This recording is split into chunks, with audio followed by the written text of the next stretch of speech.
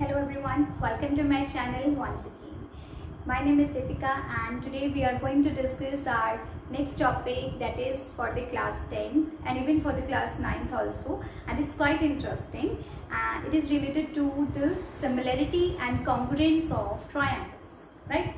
I have seen many students facing problem related to this topic because they are getting confused in similarity and congruence, because these are both intermixing terms. But hope after this video you would be clear, and hope you like my videos, so please subscribe my channel for more videos, and thank you for watching.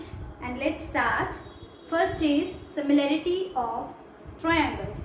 What does similarity means? Similarity means something is similar in between two things, right?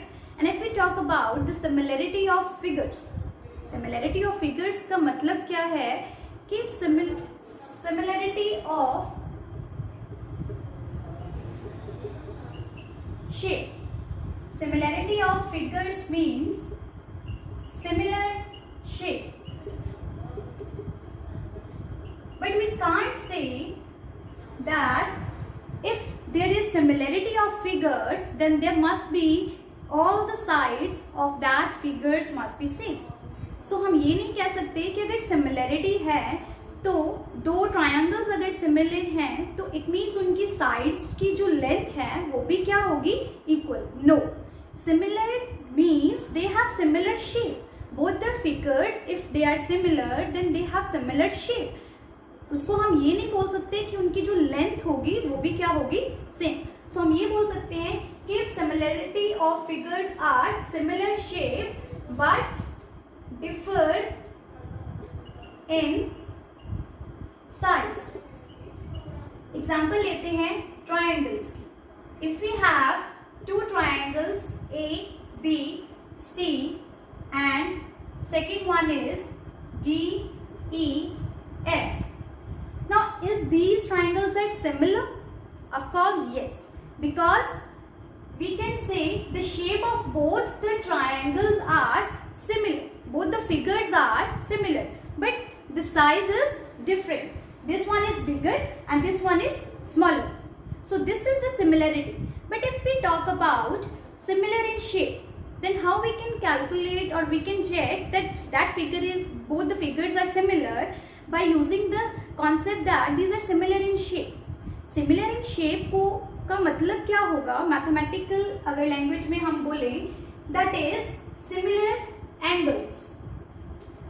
अगर दो जो figures हैं, अगर उन figures को हम similar बोल रहे हैं तो इसका मतलब कि उन फिगर्स में जो एंगल्स होंगे, कॉरेस्पॉन्डिंग एंगल्स होंगे, that would B same. Okay, तो हम यहाँ पे ये बोल सकते हैं कि if triangle ABC and triangle DEF are similar, then यहाँ से हमें क्या क्लियर हो रहा है, angle A is equals to angle D, angle B is equals to angle E and angle C is equals to angle F. Is it clear? That similar का मतलब ये है कि उनके कॉरेस्पॉन्डिंग जो एंगल्स हैं वो सिमिलर है.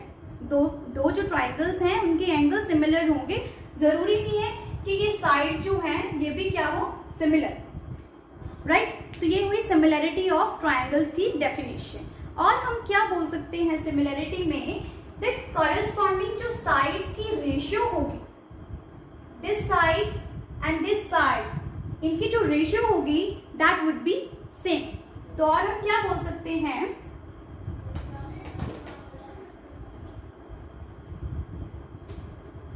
AB upon DE is equals to AC upon DF is equals to BC upon EF. तो सिमिलरिटी में हमारे पास दो चीजें आती है अगर हम बात करें सिमिलरिटी ऑफ ट्रायंगल्स की. So we have two things in that.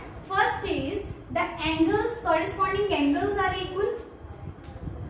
Angle A is equals to angle D, angle B is equals to angle E and angle C equals to angle F. And second thing is the ratio is same. The ratio ratio of the sides is same. AB upon DE is equals to AC upon DF is equals to BC upon EF, and this ratio is similar. So we can't say that if ratio is similar, तो हम ये नहीं बोल सकते कि अगर ratio similar है तो इसका मतलब ये साइड्स भी सिमिलर होंगी. No, we can't say that. Okay, so this is the definition for similarity of triangles. फिर हम आते हैं हमारे कॉन्ग्रुएंस के ऊपर. अब कॉन्ग्रुएंस और सिमिलरिटी जो है वो डिफरेंट कैसे हैं, let's see.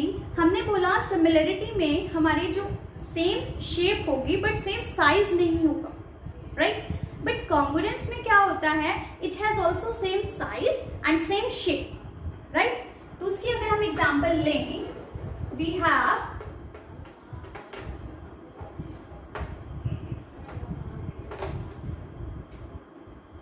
if triangle ABC is congruent to triangle DEF. अगर हम दो ट्राइंगल्स ड्रॉ करें that has same shape and same size, right. same shape का फिर वही मतलब हुआ that angles are same, corresponding angles are same, and same size का मतलब क्या हुआ कि that sides, corresponding sides are also similar. तो यहाँ से अगर हमारे पास आता है कि दो ट्रायंगल्स कॉन्ग्रुएंट हैं तो इसका मतलब angle A is equals to angle D, angle B is equals to angle E and angle C is equals to angle F. Moreover, AB equals to DE, BC equals to EF and AC is equals to DF. Then our triangles are congruent if these hold, and if congruent, if we have given that the triangles are congruent, so it means these things hold. All sides and corresponding angles are equal. All right, you can note down it. फिर जो next concept आता है that is conditions for the similarity of triangles. So we have 3 conditions. First one is SAS, second is angle angle angle that is AAA और हम इसको AA भी बोल देते हैं, and third one is side side side. So there are 3 conditions for the similarity of triangle. So let's start. First condition is SAS. पहले तो SAS का मतलब क्या है? इसका मतलब 2 sides and 1 angle. 1 angle and 2 sides. ये तो सबको मालूम होता है ना. तो SAS का मतलब 2 sides और 1 angle होता है. ऐसे ही सेम एंगल एंगल एंगल मतलब ट्रिपल A का मतलब हो गया angle angle angle and triple S का मतलब हो गया side side side. But confusion कहाँ आती है कि SAS में हमने एंगल कौन सा लेना है और साइड कौन सी लेनी है, क्योंकि अगर आप कोई भी एंगल और कोई भी साइड कंसिडर कर रहे हो then this is not the correct theorem. Okay, so यहाँ पे देखिए SAS का मतलब क्या होगा that if any one angle is equal to any other angle,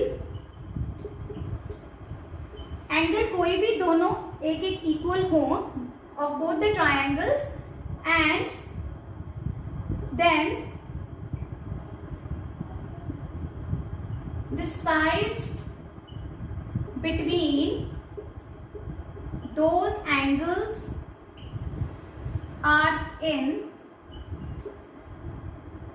equal ratio, or we can say equal proportion. हाँ, अब मैंने इतनी बड़ी स्टेटमेंट तो लिख दी, पर इसका मतलब क्या है?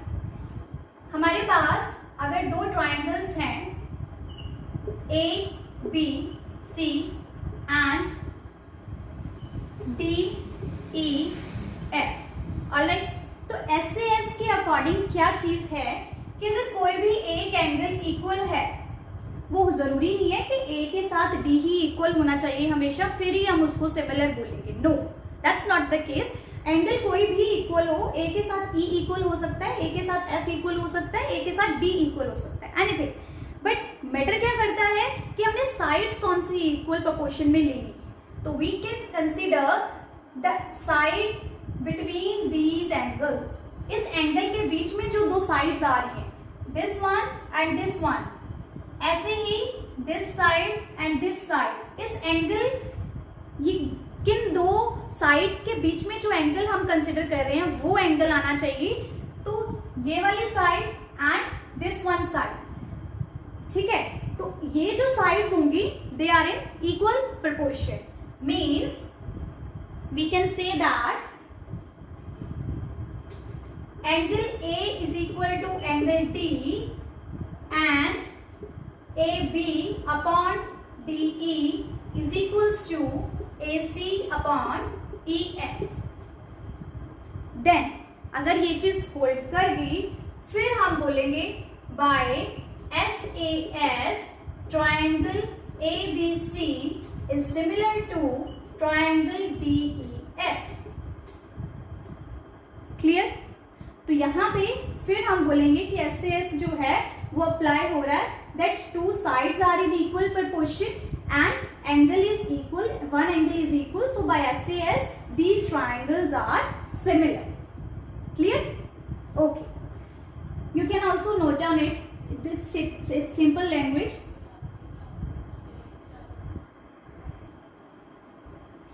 Next is so simple, that is angle angle angle और angle angle.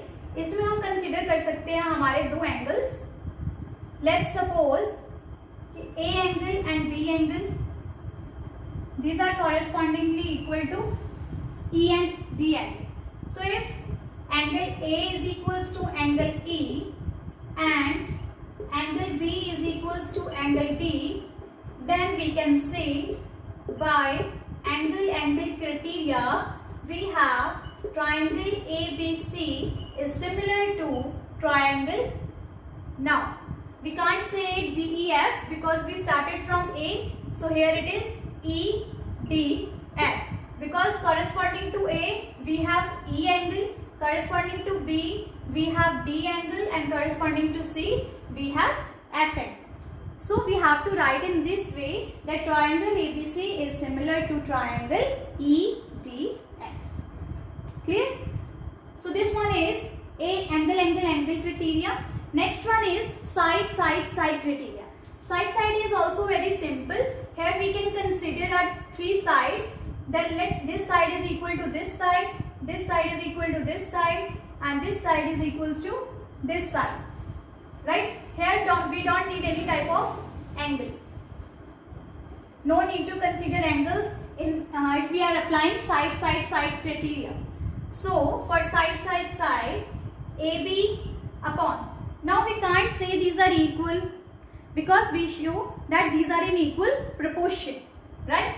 So AB upon DE is equals to AC upon EF is equals to BC upon DF. So if this condition holds, then we can say by side side side criteria angle triangle ABC is similar to triangle EDF. Clear? So hope this one is clear to you. Okay, next is your theorems. First, these are important theorems. By these you can solve any type of question. Okay. So theorem 1 is, if in two triangles corresponding angles are equal, if corresponding angles are equal, then if we have given that the corresponding angles are equal, then corresponding sides are in equal ratio. तो corresponding sides जो होंगी वो equal ratio में होंगी. Moreover, the two triangles are similar. First condition क्या है कि अगर दो ट्राइंगल्स में उनके एंगल्स सिमिलर हैं, कॉरेस्पॉन्डिंग एंगल्स इक्वल हैं, देन कॉरेस्पॉन्डिंग साइड्स जो होंगी that are in equal ratio. Second, अगर दोनों चीजें होल्ड कर जाती हैं तो हमारी जो ट्राइंगल्स हैं that would be similar, right. So देखते हैं थोड़ा सा इसको। अगर हमारे पास दो ट्राइंगल्स हैं A B C and second one is D E F and say any line P Q divide this triangle, then we can say we have given all angles, corresponding angles are equal. Angle A is equal to angle D, angle B is equal to angle E, and angle C is equal to angle F. Then we can prove that corresponding AB upon DE is equals to BC upon EF is equals to FD upon, sorry, this is CA upon FD. Clear? अब अगर ये दोनों चीजें hold कर जाती हैं तो we can say that triangle ABC is similar to triangle DEF. Clear? I'm not going to prove this one because these are very simple and proofs are not coming in your exams. So main जो important चीज है वो है concept को समझना, and that is कि अगर हमारे पास एंगल्स इक्वल गिवन होंगे तो कॉरेस्पॉन्डिंग जो साइड्स की रेशियो होगी that would B same and more over the triangles would be similar. Clear?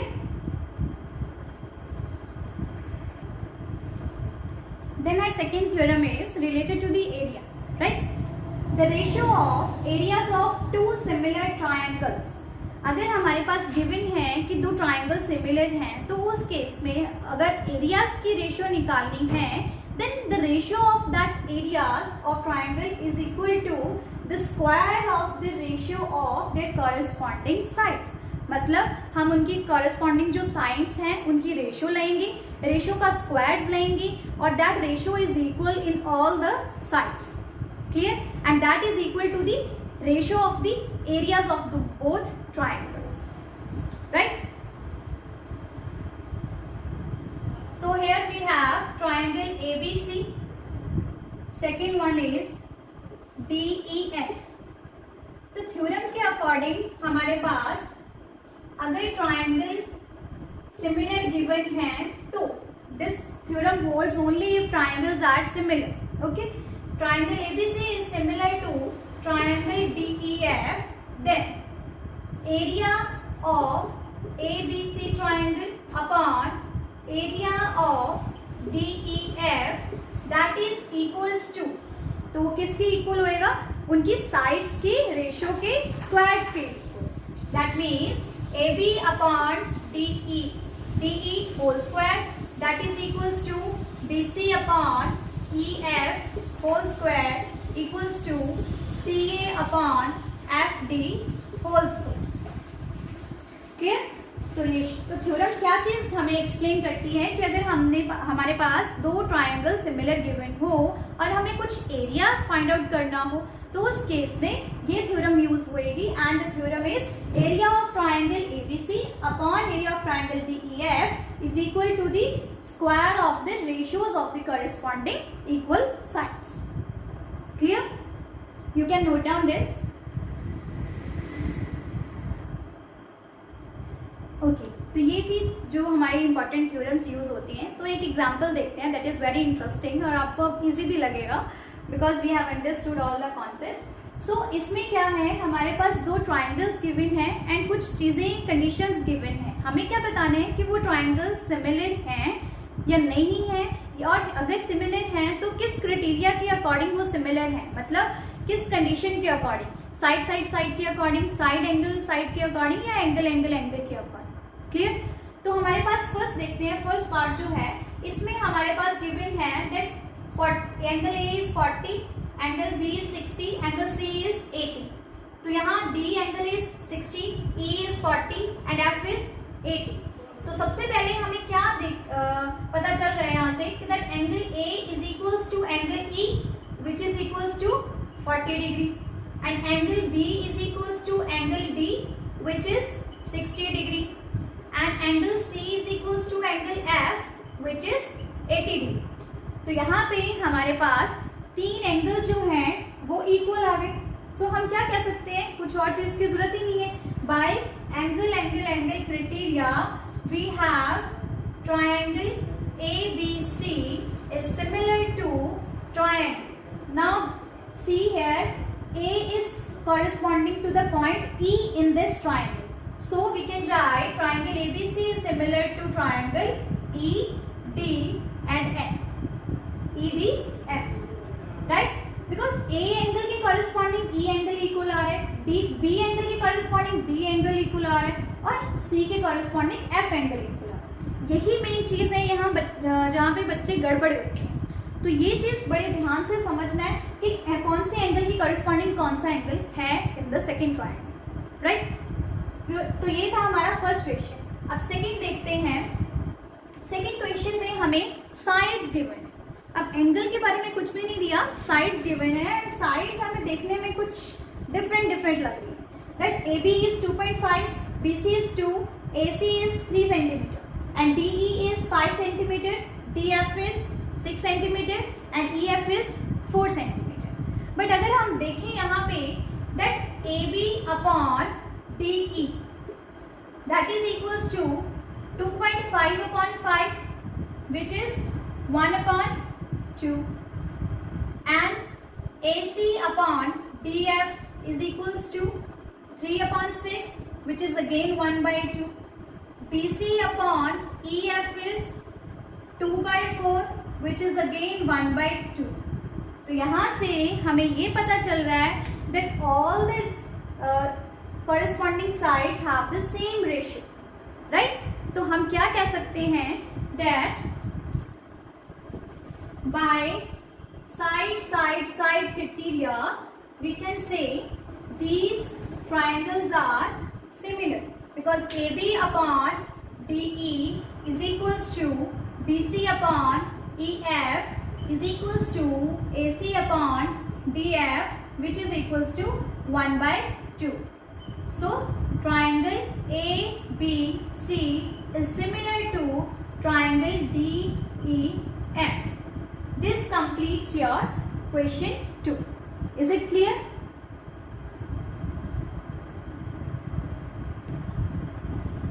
एक और एग्जाम्पल देखते हैं दैट इज क्वाइट इंटरेस्टिंग. अब इसमें देखो हमें क्या चीज गिवन है. one angle is given and 2 sides are given. Here also one angle is given and 2 sides are given. But हमें यहाँ पे क्या देखने को मिल रहा है that angle M is equal to angle P which is equal to 70 degree. और जब हमें एंगल भी गिवन हो और 2 साइड्स गिवन हो तो उस केस में हमारा SAS क्राइटेरिया लगता है. तो वो देख के डायरेक्ट ही SAS नहीं लगाना बट देखना भी है कि साइड्स में वो कंडीशन होल्ड हो रही है या नहीं. और साइड्स की कंडीशन क्या थी, the ratio of the corresponding sides should be same.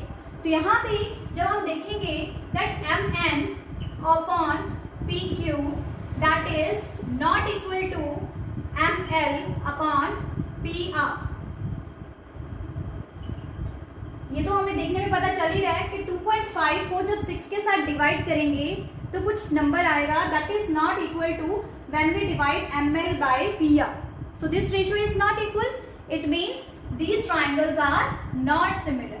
MNL is not similar to triangle PQR.